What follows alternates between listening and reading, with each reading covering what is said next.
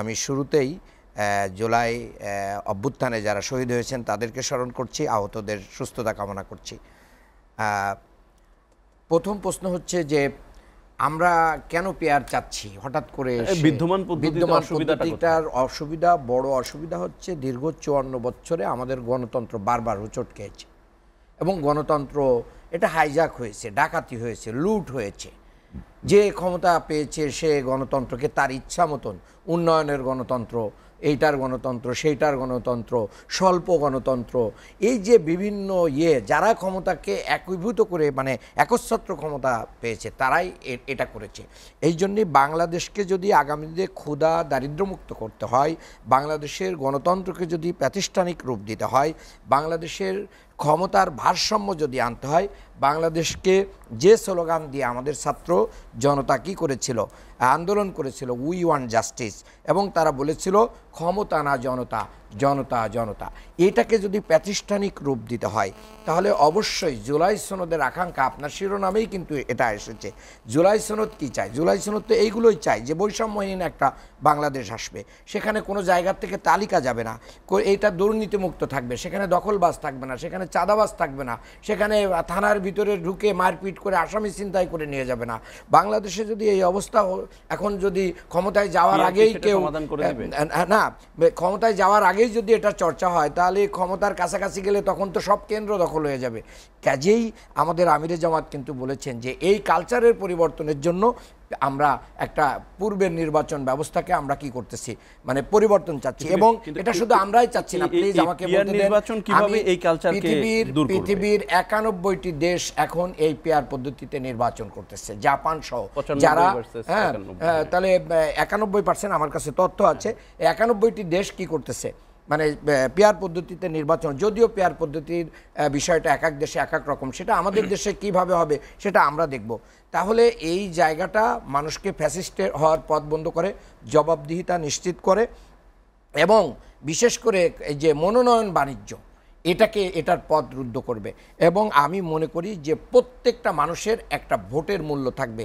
30%, 49%, 37%, 40% vote পেয়ে পুরোপুরি ক্ষমতাকে গ্রাস করে নিয়ে যা ইচ্ছা তাই সংবিধান কাটাছেঁড়া করে যেভাবে ইচ্ছা সেভাবেই রাষ্ট্র পরিচালনার সেই সুযোগটা নষ্ট হয়ে যাবে যদি এই পেয়ার পদ্ধতিতে আমরা আসি। সেই জায়গা থেকে আমরা বলছি আমাদের 7 দফা দাবি নিয়ে আমরা কিন্তু 19শে জুলাই সোহরাওয়ার্দী উদ্যানে আমাদের দলের পক্ষ থেকে জাতীয় মহাসমাবেশ ঘোষণা করা হয়েছে। সেই 7 দফার ভিতরে আমরা জুলাই সনদ চেয়েছি, আমরা শহীদদের বিচার চেয়েছি, আহতদের পুনর্বাসন, শহীদ এবং আহতদের পুনর্বাসন চেয়েছি, আমরা প্রবাসীদের ভোট অধিকার চেয়েছি, আমরা পেয়ার পদ্ধতি চেয়েছি, এবং আমরা বাংলাদেশের মানুষকে একটা নির্বাচনের জন্য লেভেল প্লেয়িং ফিল্ড এবং প্রশাসনের সক্ষমতা এবং যোগ্যতার উন্নয়ন চেয়েছি। এটার মাধ্যম দিয়ে মূলত আমাদের সন্তানরা, আমাদের ভাইয়েরা যে জন্য রক্ত দিয়েছে সেই রক্তর ঋণ পরিশোধ হবে।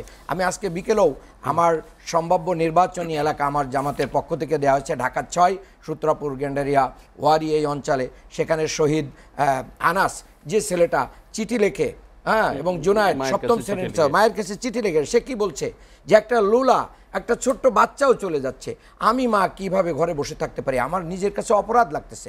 এই ছোট্ট বাচ্চা, তার তো কোনো রাজনৈতিক পরিচয় ছিল না, সে তো বাড়ি থেকে বের হয়ে আসছে। কেন? যে দেশের একজন সবজি বিক্রেতা, একজন সিএনজি চালক, একজন রিক্সা চালক, ঠেলা চালক কেন জীবন দিয়েছে? সে বলছে এই দেশের মেধাবীদেরকে হত্যা করে এই দেশের গণতন্ত্রকে মানে নিঃশেষ করে দেওয়া হচ্ছে। কাজেই আগামী দিনে গণতন্ত্রকে প্রাতিষ্ঠানিক রূপ দেওয়ার জন্য আমাদের এই পেয়ার পদ্ধতি প্রয়োজন। জুলাই সনদ ঘোষণা। এখানে যদি বলি ডক্টর আব্দুল মান্নান, আপনার এলাকায়, আপনার নির্বাচনী এলাকায় আপনি গুরুত্বপূর্ণ নাকি আপনার দলের প্রতীক গুরুত্বপূর্ণ? না, দেখেন এখানে ইম্পর্টেন্ট দুইটাই ইম্পর্টেন্ট। আমি ক্লিয়ার আমার না, শুধু দাঁড়িপাল্লা থাকবে প্রতীক হিসেবে, কিন্তু দলের নির্বাচনী যখন ঘোষণা হবে তখন কারা আমার এই আসনে কি হবে, এই 300 আসনে কারা আমার কি হবে, প্লিজ আমাকে বলতে দেন। কারা সম্ভাব্য সংসদ প্রার্থী হবে তাদের তালিকা কিন্তু জমা দিতে হবে। কাজে আমি আব্দুল মান্নান সেখানে হ্যাঁ ওপেন সিস্টেম, না ওপেন সিস্টেম ছাড়াও থাকবে। দলকে এটা নিশ্চিত করতে হবে, দল দেখবে তো কোন দল কাকে দিয়েছে, সন্ত্রাসীকে দিয়েছে, চাঁদাবাজকে দিয়েছে না দর্শককে দিয়েছে, এটা দেখেই সেই দলকে ইয়ে দেবে। আর দলের তো একটা ক্যারেক্টার মানুষের কাছে প্রকাশিত হচ্ছে, আদর্শ যদি না থাকেন, আপনি আদর্শ দিয়ে আদর্শকে প্রাধান্য মানে দিয়ে এই আদর্শ একটি দল। চর্চার জায়গাটা বেড়ে যাবে। আমি মনে করি লুটপাটের পথ বন্ধ হয়ে যাবে, এটাই হচ্ছে সবচেয়ে বড় কথা। অসংখ্য ধন্যবাদ। আমার মনে হয় যে এটা হবে ইনশাল্লাহ, কারণ আলোচনা যখন সব জায়গায় হচ্ছে তখন এখান থেকে জনগণ কোনটা গ্রহণ করতে চাচ্ছে, রাজনৈতিক দলগুলো কিন্তু জনগণের সেই আকাঙ্ক্ষাকে যদি পূরণ না করে তাহলে তারা ক্ষতিগ্রস্ত হবে। আমি মনে করি যে ওয়ান্স আপন এ টাইম পেয়ার নিম্ন কক্ষে হবে না উচ্চ কক্ষে হবে, এটা নিয়েও আলোচনা শুরু হয়ে যেতে পারে। তখন কিন্তু পেয়ারের সূচনা হয়ে যেতে পারে, আমি এটা দৃঢ়ভাবে বিশ্বাস করি। এটা সংরক্ষিত, এটা সংরক্ষিত একটা কায়দা, এটা পেয়ারের সিস্টেমে হয় না, এটা হচ্ছে আসন থেকে করা হয়েছে। হ্যাঁ, এটা একবারে বোনাস আকারে আছে। আর নতুন প্রজন্ম কি ভাবছে, কেমন বাংলাদেশ চাই, আমি মনে করি প্রত্যেকটা রাজনৈতিক দলকে এটা স্টাডি করা উচিত এবং সেইভাবে তাদের নিজ দলের লোকদেরকে তৈরি করা উচিত। আমি বারবার বলতে চাই যে আমাদের বন্ধুরা বিএনপি অনেক বড় দল নিজেদেরকে দাবি করেন এবং তারা মনে করেন তারা ক্ষমতায় চলে যাবে, যদিও নির্বাচনের সময় আসলে কি হবে সেটা জনগণই বুঝাবে। বাট যে দলের প্রতি যে নিয়ন্ত্রণ, এই নিয়ন্ত্রণহীনতা আমি মনে করি যে আমাদের বন্ধুদেরকে মানে অনেক বেশি অজনপ্রিয়তার দিকে নিয়ে যাচ্ছে।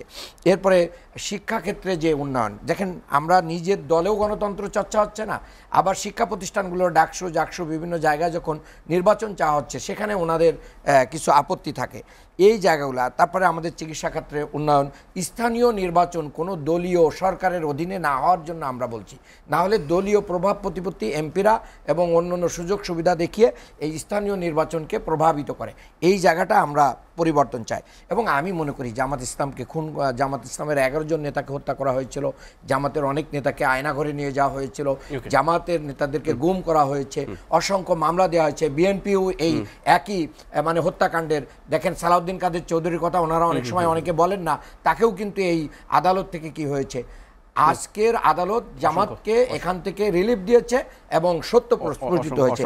এই জায়গায় আমি মনে করি যে জামাতের আদর্শিক রাজনীতির কাছে অনেকেরই পরাজয় হয়েছে, তাই আগামী দিনে জামাতই হচ্ছে একটা সম্ভাবনাময় একটা আদর্শিক দল বাংলাদেশের।